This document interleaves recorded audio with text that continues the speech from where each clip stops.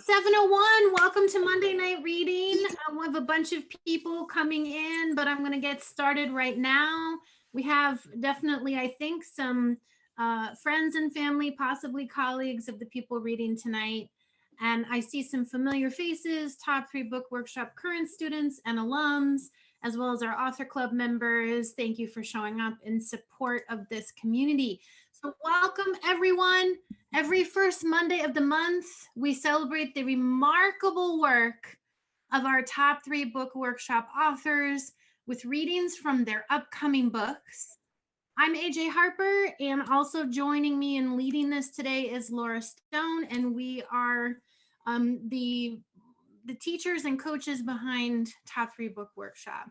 And just a word about that, in workshop, we put the reader first, last, and always. We do not publish books as a better business card because we are authors who believe in excellence, transformation, and craft. And that is true of the 3 authors who we are showcasing tonight. And I'm so proud to introduce Mary Tess Rooney, Don Cory, and Dr. Gayle Friend.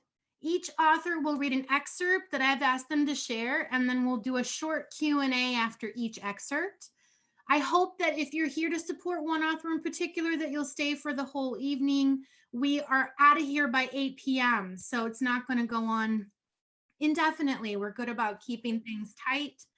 Before we begin, a short word about feedback. In workshop, students do not provide constructive criticism. They leave that to me. This allows them to have a safe space to do the important and sometimes scary work of writing a book. So to our guests, please follow our feedback rule, which is really simple. No constructive or negative feedback, and we encourage you to share positive comments in the chat during and after readings. So we're going to start with Mary Tess Rooney. Are you ready to go, Mary? Word, I'm ready. Okay, awesome. So I want to introduce Mary. Mary is one of our alums, and she founded True Stride to create a movement where each person uses their heart value to deepen personal satisfaction, increase meaningful relationships, and elevate joy. As a heart value expert, empowerment coach, author, speaker, and teacher, she inspires individuals to walk purposefully through life by trusting their inner compass to read the signs, direct their path, and get their stride on. Knowing that every experience is an accrual of value, Mary Tess uses her True Stride framework to shift how people like you align their feelings, choices, and actions to live their best adventure. Prior to True Stride, Mary Tess was a strategy and communications executive who enabled teams to get their stride on within multi-billion-dollar businesses. Her business savvy and proficiency in sales, training, employee communication, public relations, marketing, and project management ignited her passion to empower individuals to achieve success and fulfillment based on their own personal mission and vision. And Laura is putting in the chat a link to Mary Tess's social where you can learn more about her and get on her list, hopefully, for the publication of her book. Mary Tess, tell us, when is your book coming out? The fall of this year. The fall of this year! Yay, amazing. And tell everybody the title of your book and for whom you wrote that book. Yeah, the title of the book is called Heart Value, and it's Feel Appreciated in Ways That Matter and Discover Your True Stride. And it's for individuals who are very powerful in many aspects of their life, but they've reached a point where they feel deflated or defeated and disconnected from their value and people that they offer their value to. So ultimately, this is to help people feel more emotionally and energetically connected to the value they offer and the people who they serve. Amazing. Thank you, Mary. So tell us a little bit about the excerpt that you'll be reading tonight. Give us some context. Yeah, so it's funny, AJ, that bio is hilarious. So I'm sorry it's so long. I should have given you a shorter one. But I come from the corporate world, and now I get to work with individuals on a much more personal, intimate level, and I'm having fun with it. And so the book is really written with this very business sort of framework, but also it has a little bit of spiritual getting in touch with your heart and your inner compass. And it's written with an adventure theme in mind. And so that's really all I need to say about that, I think. Okay, so everybody here, let's stay muted, and Mary will read for us, and then we'll do a short Q&A. You ready to go, Mary? Mm-hmm. All right, you're up. Thanks, you guys. Okay. My family loves the outdoors, as well as mental and physical challenges. My sisters, cousins, and I were raised to use our minds and muscles to overcome extreme feats. So when we discovered an adventure race that incorporated orienteering, running, mountain biking, canoeing, and team challenges, we said, heck yes, let's do it. We promptly signed up 2 teams of 3 ladies. Debbie, Catherine, and I were on one team, and my sister JJ and her childhood friends, Martha and Abby, were on the other team. 6 months prior, JJ's firstborn child, Avery, came into this world. So my brother-in-law, Maddie, and other fathers watched the kiddos and tailgated while the ladies hit the trails. It turned out to be a beautiful day, and we were all excited to explore Pennsylvania's mountains. None of us had ever been to this state park, so that alone was an adventure. As we chatted, we overheard other teams assigning team roles and strategizing. I remember thinking to myself, is that level of detail really necessary? I could tell by the questioning look Debbie and Catherine had on their face that we were all thinking the same thing. And as our eyes met, we burst out laughing and said, we'll be fine, right? We'll just wing it. That thought was quickly interrupted by an abrupt voice telling us to pipe down. The race director had held the megaphone to his lips and barked at us. Move closer, he said. We can't begin until I review the race rules and the racer code of conduct. Wow, this was feeling very official. He began with, each race team must complete the race as directed. Each team will be assigned a specific course sequence to follow. He went on to say, as a team, you will stick together and advance as a unit. And the only equipment you're approved to use is your map and your compass. And in case you were wondering, using a compass does not mean using your smartphone's compass or some other GPS device. The only approved compass was an old school baseplate template compass with magnetic arrows. So we were ready to go. We had ours. The race director continued, there are volunteers manning all transition errors to ensure you follow the course map, and they will randomly verify your progress and compliance with each phase. We hadn't received our course map yet, so this instruction didn't mean much at the time, but we began to realize that adventure racers and race directors were very different than our typical, let's show up and run a 5K. This crew was serious. The race director continued, at each checkpoint, your team must record proof of visitation, which means you'll use this hole punch at that checkpoint to punch your card and mark that checkpoint as complete. We nodded our head in agreement. Okay, that seemed pretty straightforward. Then he got very serious and stern.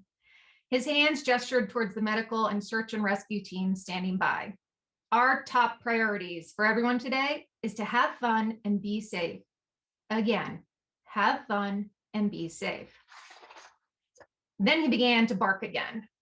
This race course has a concrete 6-hour time limit, which means you need to pay attention to your time. And as you get close to the 6-hour time cap, wherever you are in this mountain, you need to hightail it back to base and check in with one of our volunteers to report that you're safe. This is non-negotiable, and we have no tolerance for any racer that does not follow this requirement. And yes, checking in is imperative, because if you forget and we cannot account for your whereabouts, we will have to assume that you're still on the mountain, and we will deploy our search and rescue teams to retrieve you. I couldn't help but wonder, has that ever really happened? Followed by, okay, now can we start? Thankfully, the rules and code of conduct portion was over. The organizers gave each team a race packet outlining our specific challenges and route. For Debbie, Catherine, and I, our race sequence in order was team challenges, mountain bike, run, and canoe. Again, per the rules, we had to successfully navigate and acquire punch marks in one event, like mountain biking, before we could move on to the next, like running. Debbie, Catherine, and I checked in with each other, and our goal was simple: collect all the checkpoint marks way before the 6-hour time limit. We were physically fit and very resourceful, so finishing seemed doable.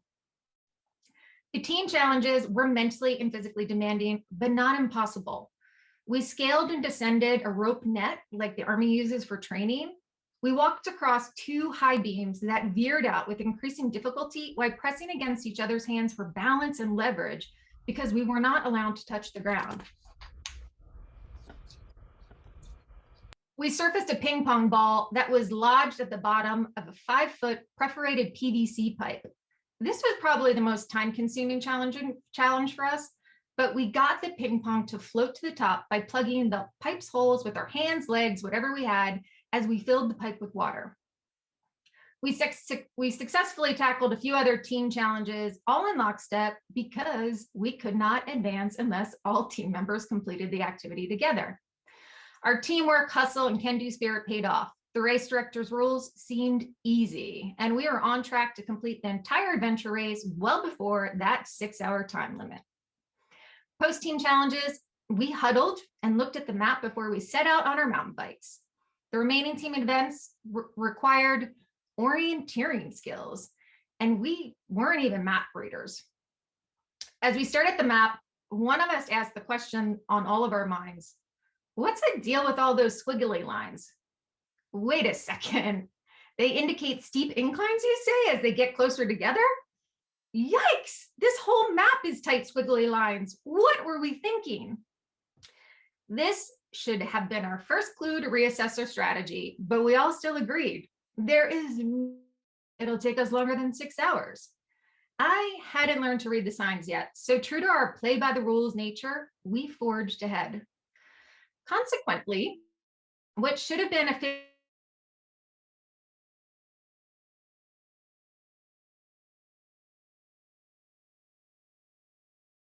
30+ miles, what should have been we had our compass, but I am not sure we used it, at least not effectively. We kept getting off course, AKA lost, and we had to backtrack, bushwhack, or worse, cross a steep river, carrying our mountain bikes over our heads to acquire checkpoint mark. That river, by the way, was pure sludge at the bottom. We sank in mud up to our calves and squealed loudly as we waded through waist-high water and gross muck to get to the other side. Yuck and exhausting. My sister JJ's team started off with the same simple goal: collect all the checkpoint markers before the 6-hour time limit. They even had Martha, a map smarty pants, who knew what those squiggly lines meant in close proximity. They too started off strong with the team challenges, and as they moved to their next event, which was running, they quickly realized that they craved a different experience and outcome. So their team goals shifted mid-experience. As a new mom, JJ wanted to exercise and to have fun with Abby and Martha while their husbands were on child duty care. They midstream decided, who cares if we collect all those markers or not? Meanwhile, Debbie, Catherine, and I plugged along and tackled each event according to the rules and our original objectives. We were competitive and we had a lot of laughs at our own expense. We completed every team challenge, the mountain bike, and all of the running. But in the end, we never made it to the canoe portion. So we ended up with a big old DNF. And if you don't know what DNF means, oh yeah, it's did not finish.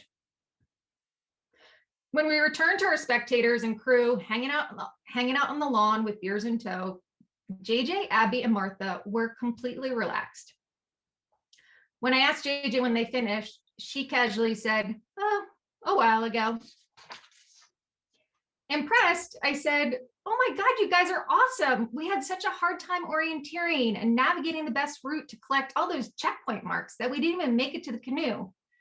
JJ wholeheartedly laughed and replied, "Oh no, we didn't try to get all those checkpoints. We got several for each, and then when we had enough, we moved on to the next activity. We knew we couldn't win, so we decided to enjoy some tailgate time too." Duh. Leave it to my little sister to teach me that adventures are meant to be enjoyed, and it's okay to make up your own rules for how you direct your path. None of us were in it to win it. We were all first-time adventure racers, None of us had trained, acquired the necessary skills, or set realistic goals to successfully compete. Debbie, Catherine, and I, while physically fit, we lacked basic map skills and we had zero knowledge of that particular mountain. So we couldn't even fake it. We didn't stop to reconsider if the rules aligned with what we wanted from the experience. And we didn't change our approach when the signs appeared. We relied on our determination and competitive nature to push from one checkpoint to the next until we literally ran out of time 6 hours later. My team and I had a blast, and it's such a great memory for me that it feels like we did win. Plus, our DNF served as a great life lesson on directing our path based on grounded, realistic, and attainable goals. With a little preparation, our adventure race outcome would have been epic, which means envision, plan, implement, and cherish. But you'll learn about that approach in the next chapter. It was also refreshing to know that no one thought less of JJ, Abby, and Martha for making up their own rules. In fact, in that moment, as my legs were wobbly and strained from 6 hours of steep climbs, I admired them immensely for accepting their beginner status and directing their path according to their inner compass and joy. Yay! Congratulations! Woohoo! Thank you. I love that story because it totally, you have all this bravado and then, it turns out, oops, schooled by your sister.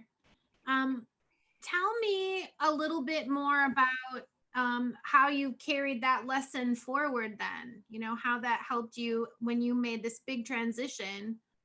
It's one of many lessons you share in your book, but, how do you follow that today in the work that you do? Yeah, so it's funny, that story made me realize that there's a million different ways to approach things in life, and there are different trails, and there are people that are going to say, hey, here's the path that you should be on. And sometimes they're knowledgeable, and that's great, and maybe that works for you. But sometimes it's okay to say, I know you're suggesting this path, but I'm not feeling that today, and to change it based on where you are in your life and what really matters to you. And so in corporate America or in life, I think growing up, I was very much a play by the rules, and there's a construct to things. And the older I get, the more I realize that there are rules to be safe, like that 6-hour rule was something so they didn't have to send out search and rescue. But within the confines of that, it's like you can really carve your own path and reach your own destiny and have fun along the way.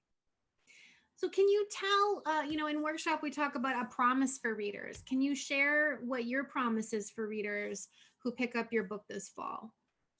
By the end of this book, these readers will have understand their own value, be able to voice their value, and have more heart-centered relationships that energetically and emotionally connect with them and light them up. I mean, I want that. I don't know, does anybody here raise your hand if you think that's something you might like? That's a lot of pre-orders, Mary. We like to play the pre-order game. I love the pre-order game. It's fun. I also want to just talk a little bit about your own journey as an author, because you really let this book evolve. You figured it out and then what you wanted to say, but you let yourself take a minute to figure that out. And then once you did, you were just on fire. You were just like a machine, just turning out the words. So can you speak just a little bit about your own journey as an author? Yeah. So it's funny, my background is in communication, so it was easy for me to see the benefit of people voicing their value to feel more confident and to increase their visibility. And so that was a natural way for me to help people step into their power, because ultimately that's what I want people to do, is to feel empowered to share their value and feel good about what they do. And then in the conversations, what I realized was people don't just want to be seen and understood for their value. They want to feel energetically and emotionally connected to the people that really appreciate what they have to offer. And each one of us, we're unique, and we have unique value, and we have unique way of approaching things. And we deserve to be connected to what I call heart value relationships, those relationships that, again, energetically and emotionally connect with what you have. And so like this adventure race, if you are working with someone and they see your value, they validate your value, right? There's a value exchange or a currency of value. But at the same time, there's just no energetic and emotional connection. It's like, I'm sure there's probably someone there where you can have both. And so do we need to settle for just validation of our value? Why can't we have appreciation too? And so personal satisfaction and joy with everything that you do. What a concept. Yeah.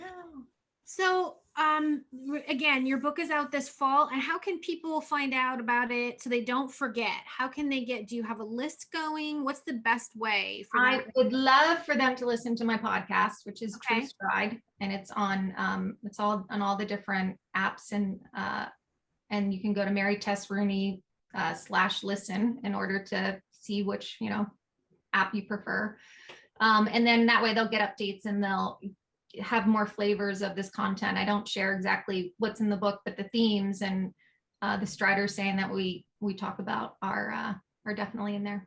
So it'd be great. Amazing. So proud of you, Mary. Thank you so much. Thank you. I'm so grateful to be part of this community. So thank you for cheering me on. And I love all of these heart value relationships that I've been blessed with, thanks to you.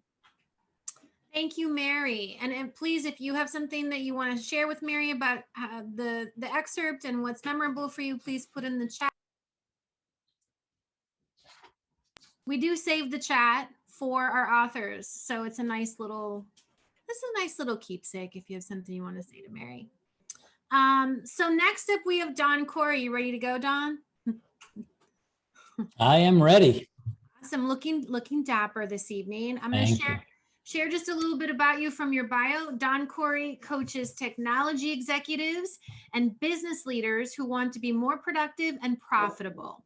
He does this by helping busy executives streamline their activities and better choose activities on which to focus their time and attention. Dr. Cory is known for his straightforward expertise when it comes to getting clear on identifying which requests to accept and which requests to say no to and reject. Through his coaching and training programs, busy executives are able to increase their productivity and focus while eliminating the enormous volume of distractions that are part of being a business leader in today's lightning fast information age. Don has an extensive background in software development and has held several key positions at Fidelity Investments during his successful 21-year career. Those leadership positions include serving as VP of Software Development, where he headed global teams and complex multi-million-dollar programs. Don has a PhD in human and organizational systems. He holds a master's degree in human development and an MBA in organizational behavior from Boston U. In addition, he earned a bachelor's degree from Babson, which has been voted the top school in the US for entrepreneurship. So those are all the facts about you, Don. And I find it interesting, obviously you're writing for busy executives, but I know that through listening to your various chapters in Live Edit and in community, that most of us here who are definitely not executives have benefited so much from the early drafts and learning everything you have to teach in your book.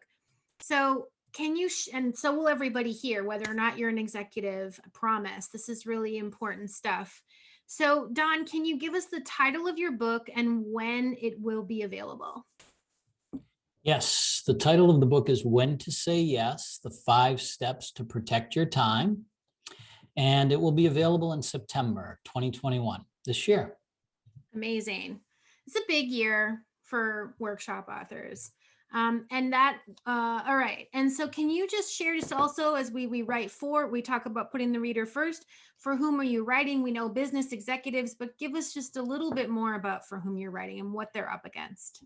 Yeah, I am writing for people who have too much to do and not enough time, which I realize is a really small niche market, but we're really hoping to capitalize on that. There's that dry sense of humor. So Don, give us context for the reading you're about to do. Yeah, this is actually the last chapter in the book, the conclusion. And throughout the book, I refer to the movie It's a Wonderful Life, several decisions that the main character, George Bailey, if you don't know the movie, several decisions he has to make about when to say yes and when to say no. And I reference and tie that back together here in the last chapter. Amazing. You ready to go? I am ready. And actually, I'd love to just thank everyone that's here tonight. I see lots of family and friends and people from the workshop. And it's nice to see so many friendly faces. And it means a lot to me that you're here just to hear a few words from my book. So thank you. And AJ and Laura, thank you for making this possible. I think this is just an amazing idea. So shall I dive in? You're up, Don. Conclusion: anything is possible. Remember, each one of us has the power to change the world. Yoko Ono. We do not need magic to change the world. We carry all the power we need inside ourselves already. We have the power to imagine better. J.K. Rowling.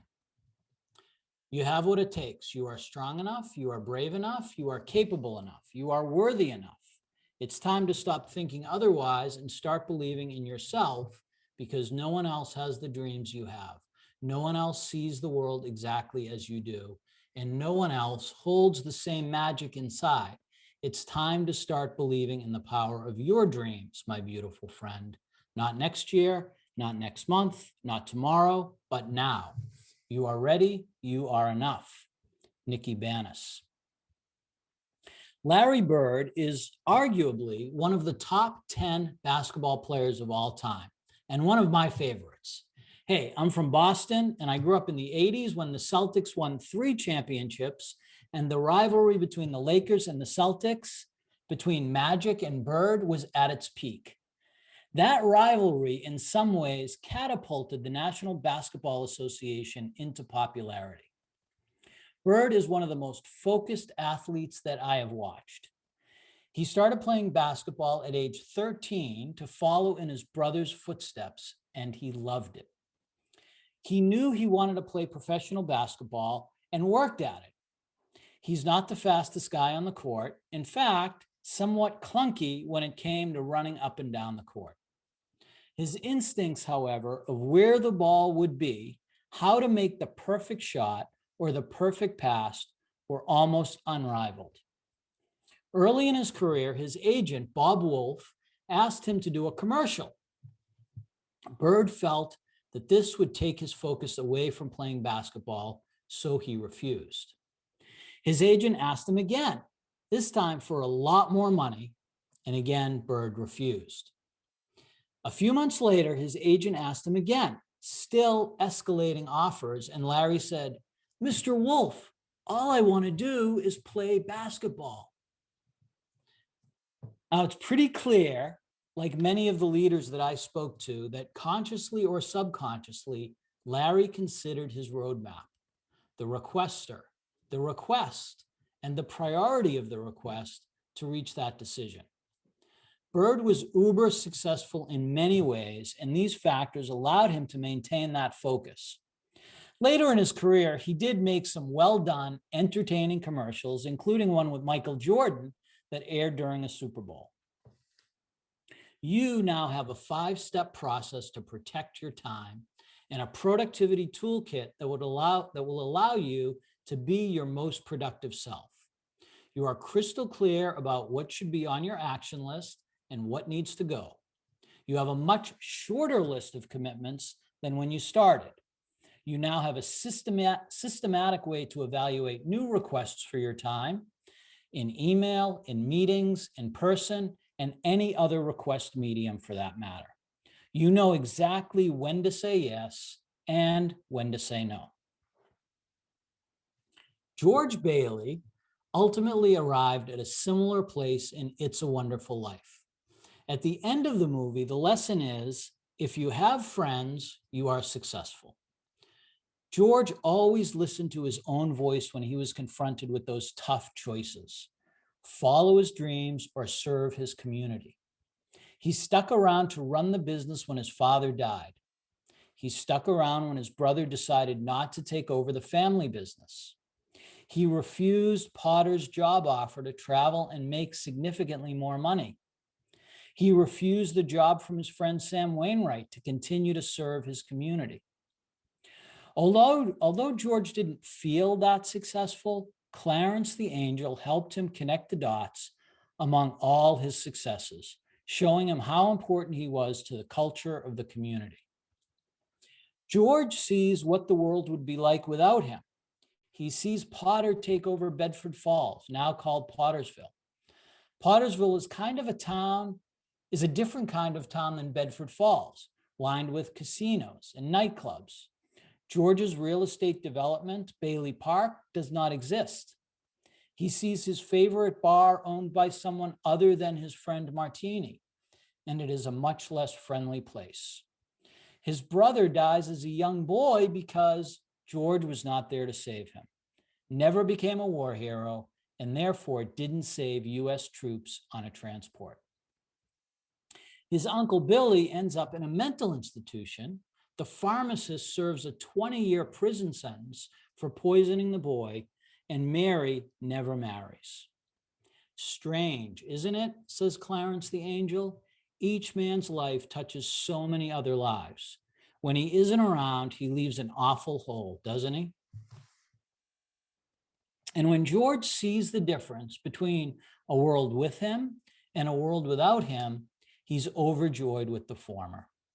I can see that smile on his face, holding his young daughter at the end of the movie.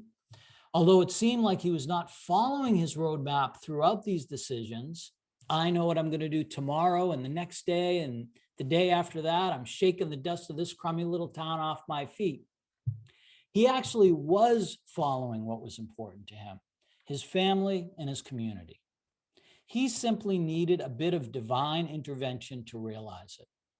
Perhaps this book is all the intervention you need. What is your real roadmap?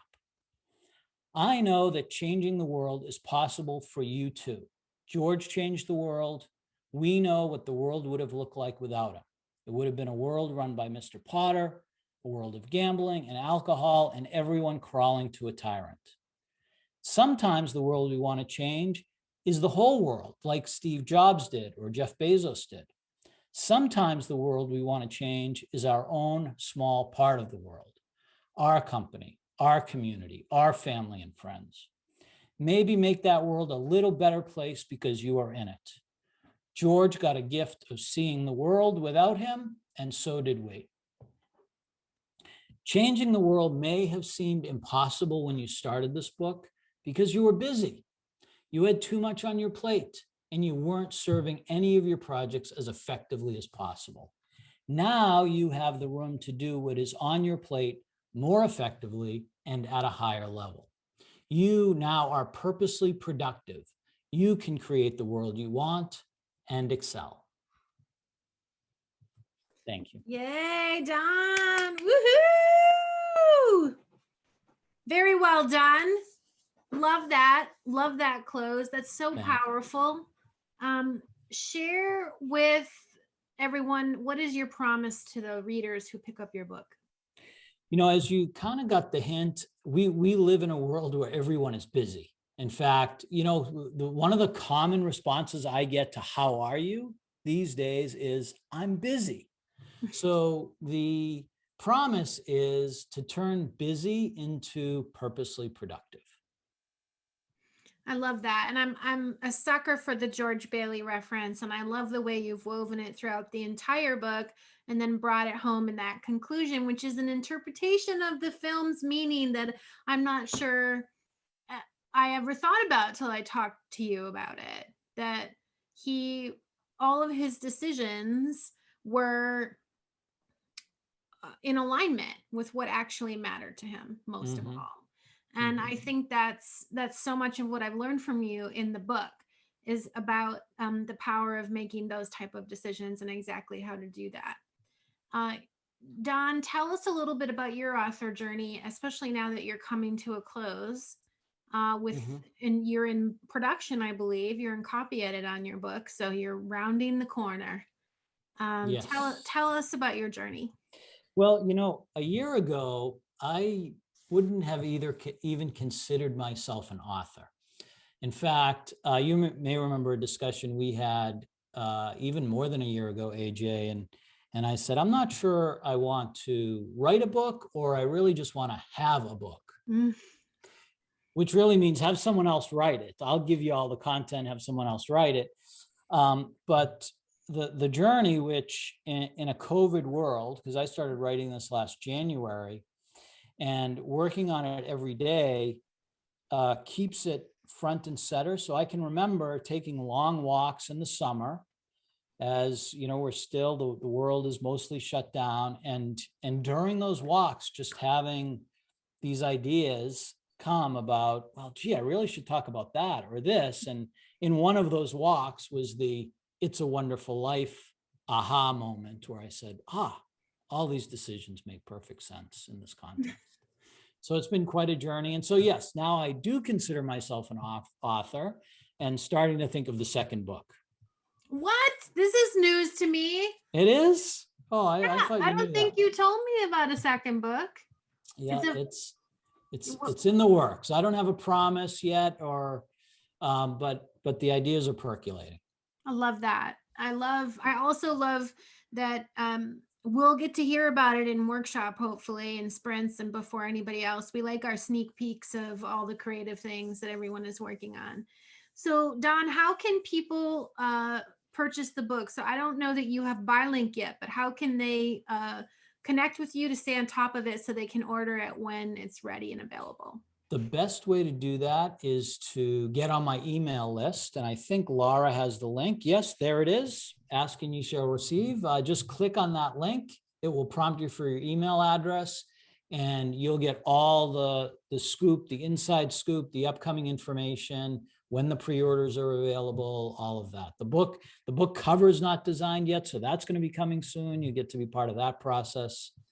Just fun. You get an interactive fun thing with people who are interested in. I love that. That's exciting. Well, Don, thank you so much. I just love that. I just love that close. Love that close. And thank you for sharing it with us. Thank you, AJ. Thanks for the opportunity. All right. So that is last but certainly not least, Dr. Gayle Friend. You ready, Gayle? I am. Okay, awesome. So I'm going to just read a little bit about you, and then we'll talk about your upcoming excerpt in your book. Dr. Gayle Friend's expertise is helping clients gain the confidence to trust love again and freely be their true selves in and out of the bedroom. Gayle is an author, speaker, and doctor of human sexuality who has studied psychology for over 30 years and is trained in multiple healing modalities. Her steadfast belief that no matter what, love is within reach is the current of hope running through her work with exclusive clients, workshops, keynotes, and writing.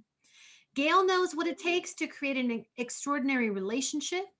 She also knows most go about it the wrong way, relying on conventional approaches that don't work long term. Having been through the relationship ringer more than once and on the brink of a second divorce, Gayle developed her premium Trust Love Again process that turned her and her love life completely around. With decades of experience plus her strong intuition, she is highly successful in helping her clients replicate this in their own lives. Her mission is to provide strong women with the healing support and skills they need to find peace and create healthy, loving, passionate relationships with a partner on their level. Very exciting, Gayle. So Gayle, tell us the title of your book and, around when you think we might see it in the world. The title is Trust Love Again, and I'm hoping we're going to be seeing it early spring 2022. Amazing. Yes. Laura, can you go ahead and put, we do. Okay. So Laura put in the chat information about how to get in touch with Gayle through her Trust Love Again Facebook group. So Gayle, tell us, who are you writing for in this book? Well, first of all, I'm just going to say that's my old bio, and a little bit cringing on this side of things. I thought it sounded very exciting. I don't know about anybody else, but I'm okay. My book is for people who miss who they used to be and how they used to feel.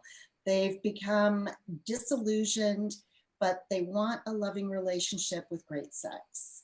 They want to be happy again and confident in their relationship, and they want to have fun.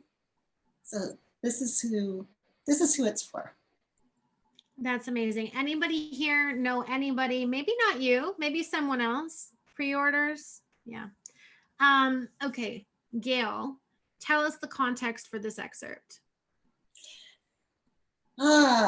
This excerpt is part of my own personal journey. The book was a little bit difficult to write in that way, digging up all this old stuff. But yes, this is, my husband and I had hit rock bottom. Didn't know if we could trust each other. Felt like we still loved each other, but that was even questionable. Did the therapy thing, went to retreats, and this was, the end of this happened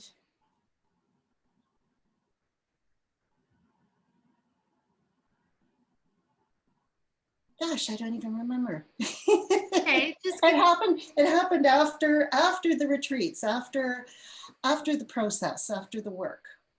Yeah. okay, and so you're reading from that time period, a recollection of that time period after the retreats. Yes, that's what the end of the excerpt is. Amazing. And this is one of my favorite passages from your book. So thank you for reading it. You ready to go? I am.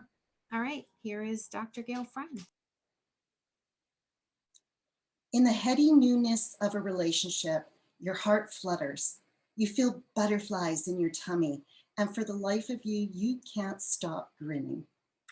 In wanting to impress your new love, you put your best foot forward, giving them your focused attention, paying attention to every detail, and they feel seen, heard, and known.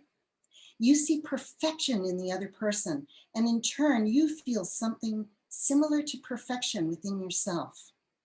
You unconsciously mimic one another's head tilt and hand gestures.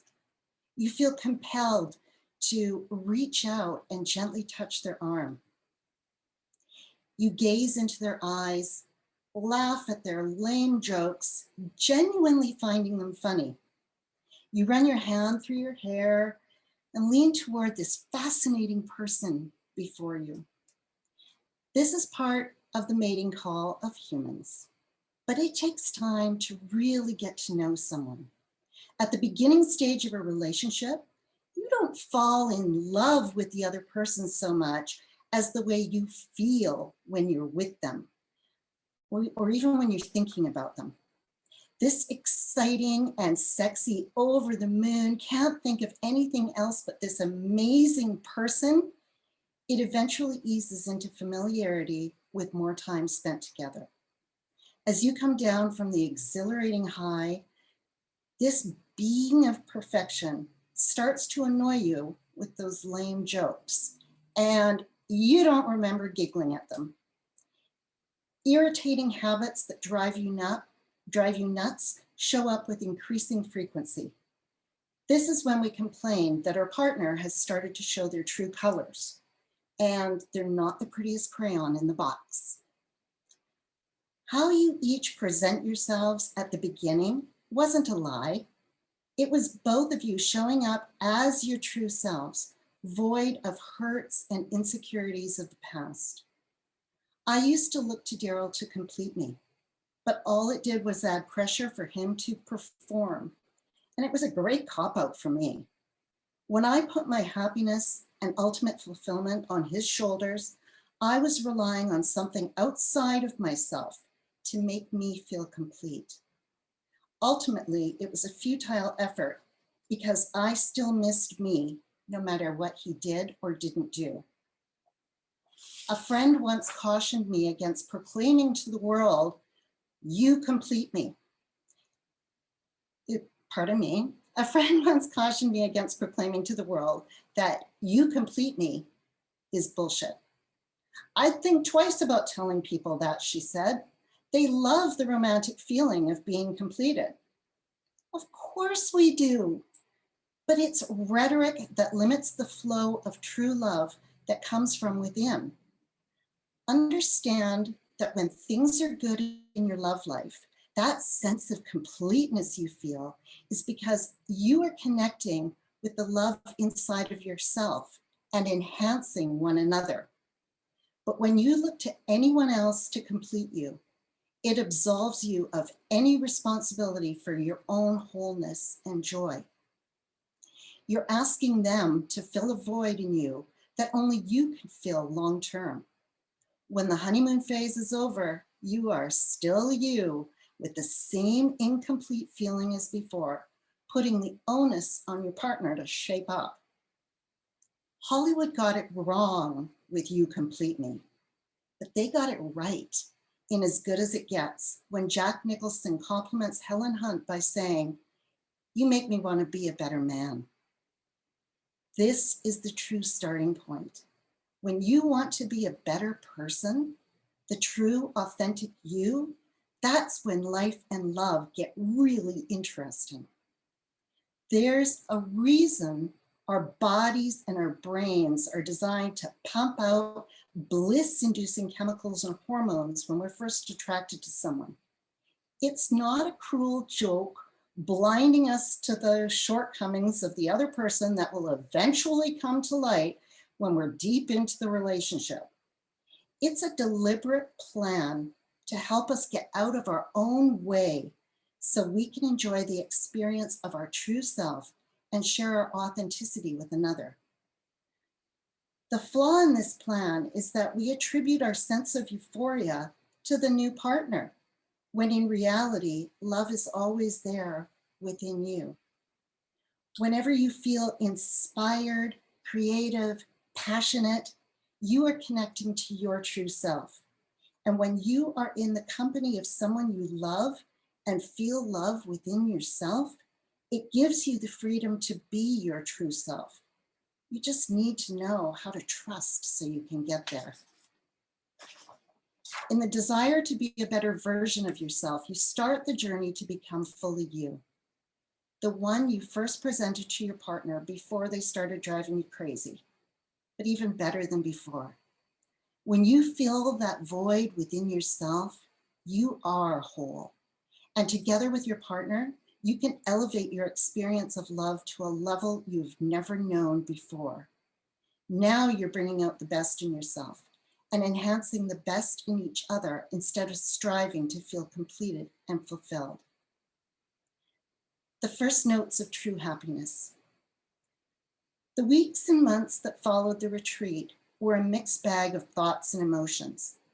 I found hope and renewed commitment, yet I wasn't fully convinced change was possible. I was so used to negative thoughts and difficult emotions that it was not easy to shift gears and let go of old ways. When the approaches I developed didn't go as planned, I saw evidence that this was just like all the other strategies and doomed to failure. There were times I felt like we were a lost cause, and times I felt myself inching toward happiness, the proverbial 2 steps forward and 1 step back. I kept reminding myself that progress is progress, and I learned to feel grateful for the small changes, even though I really wanted leaps and bounds. In time, I traded impatience for grace and love. I started to feel good in my body again. Sexy, but in a new way. Not sexy by someone else's definition, but sexy because of how I felt about me. Our sex life was still hit and miss, but the misses didn't cause us to crash and burn the way they had before. And the good times started to build on one another. One early spring day, driving on the freeway, heading out to run errands, Daryl was behind the wheel, listening to music at a low volume while I watched the soft clouds floating above. It was then I noticed I was singing to a song on the radio. Singing. I don't know how long I was singing before it registered. As our relationship had deteriorated, so did my love of music, along with many other things I used to take pleasure in. It had gotten to the point of Daryl asking permission to turn the radio on because he didn't want to trigger me. Happy songs made me angry. I scoffed at love songs and sobbed when lyrics hit too close to home. But here I was singing. And as soon as I realized it, I stopped. Daryl encouraged me. Please keep singing. I love hearing you sing. I told him I needed a minute. Thinking I was upset, he turned the radio off and a moment later exited the freeway and parked in a nearby lot. But I wasn't upset. I was so far from upset, I needed time to catch up to what I was feeling. I silently said, I'm more than happy. This is pure joy. And as I basked in this realization, I could feel my chest expanding as if it was going to burst, not from heartache, but from love. It was such a strange and foreign sensation. I wasn't entirely sure it felt good at first. I was overwhelmed in the best way possible. I smiled at Daryl, who was still uncertain of what was going on, and said, I love you. The feeling was profound. There was a depth for love for him and myself that I had never experienced before. I started laughing and crying at the same time, telling him how happy I was. I realized that systematically and incrementally, I had created exactly what I wanted, and I was totally in love with my love life. In the cramped front seat of the Jeep, Daryl pulled me close, and I knew everything was working out. There had been nothing exceptional leading up to that day, except that it was all exceptional because it led me back to love. Woohoo! Gayle, yes. Gayle, I love to hear you say those words. I love that so much. I'll never forget that imagery you created. You created it more than a year ago about you in the cab of the truck. And that's why I so wanted you to read that. And I feel like so much of the early part of that passage is just your whole thing, just your whole thing that you're trying to impart to people. Beautiful, beautiful. So share with everybody, please, what is your promise for people who pick up this book? My promise is by the end of this book, you will have the confidence to freely be your true self in love and sex. And yes, there is a chapter on sex in there.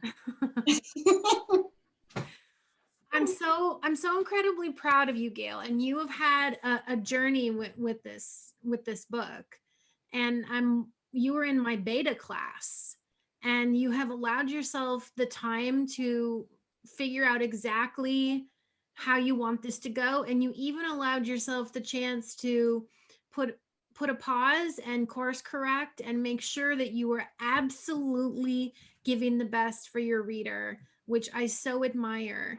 And you could have published a while ago, but you really want to do right by your reader. And I'm just so impressed with your integrity. You don't want to put anything out that you can't stand behind 110%. So tell us a little bit about your author journey. I was a little like Mary at the beginning. I was full of bravado and I knew I wanted to write this book that was going to change lives, and I figured it was going to be a breeze. And it was, because it was so deeply personal for me, it was a little gut-wrenching at times to write. And honestly, without your coaching, without your friendship, without the support of this community, Laura, everyone, I wouldn't have finished it. No way, not a hope. But yeah, it was, taking that pause was exactly what I needed. I've actually taken 2. And that was okay. Because when I've come back, it's been with new eyes, renewed commitment, some edits, and I'm excited. I have no intention of putting this off forever and being a perfectionist and keeping this thing going, but I do want it to be the best it can be for people. Well, and I think you can see from the reaction in the chat, I hope you'll look at that in a moment, how people are just clamoring for this content. And you did say it here, spring 2022, so we're just going to hold you to it. How can people connect with you so they can stay on top of when this book will be available? I do have a Facebook group, Trust Love Again, and so they can start learning ahead of time before the book comes out. It is for women only, just to keep it a safe container. So you can also go to my Facebook page, Dr. Gayle Friend. You can find me there. Thank you so much, Gayle. I appreciate you being willing to share this work in progress. It's so beautiful. And thank you to Don Cory, and also thank you to Mary Tess. I also want to, before we close, I want to acknowledge another workshop author here in the house.